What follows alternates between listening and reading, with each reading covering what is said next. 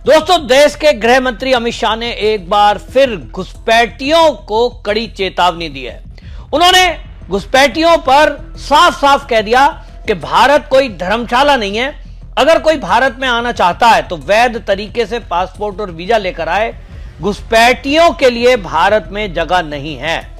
यह जब दोहराया गया है, जब ये जो ऑपरेशन सिंदूर के बाद घुसपैठ पर कड़ा प्रहार हुआ और सभी राज्यों को 30 दिन की डेडलाइन दी गई थी कि 30 दिन के अंदर अंदर सभी भारत में जितने भी घुसपैठिए हैं उनको या तो डिटेंशन सेंटर में डाला जाए या फिर जेल, नहीं तो उनके देश वापस भेजा जाए।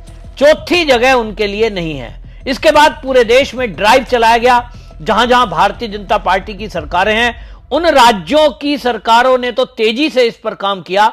सबसे पहले योगी आदित्यनाथ ने उत्तर प्रदेश को घुसपैठियों से मुक्त किया और उसके बाद यदि सबसे ज्यादा संख्या में बांग्लादेशी घुसपैठिए पकड़े गए तो वो गुजरात है। गुजरात में ऑपरेशन सिंदूर के बाद जो घुसपैठियों पर कड़ा प्रहार किया गया, उस पर गुजरात के जो गृह मंत्री हैं हर्ष संघवी, वो बयान दे रहे हैं और वो बता रहे हैं कि किस तरह से बांग्लादेश के रास्ते यहां घुसपैठिए आते थे। 1600 घुसपैठियों को पकड़ा है। तो सुना आपने, गुजरात के गृह मंत्री हर्ष संघवी इस पर साफ साफ कह रहे हैं कि ये सब के सब ज्यादातर देखने में आया कि बांग्लादेश के रास्ते यहां घुसे, अवैध उन्होंने दस्तावेज बनाए और उसके बाद ये सब के सब पूरे देश में फैल गए।